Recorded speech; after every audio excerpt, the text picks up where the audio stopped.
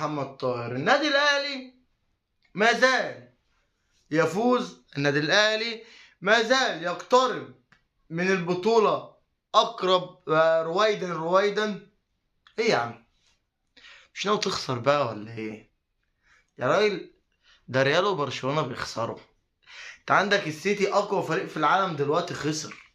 مش عيب انك تخسر، مش عيب والله. انت لحد دلوقتي ما خسرتش ولا ماتش يا راجل.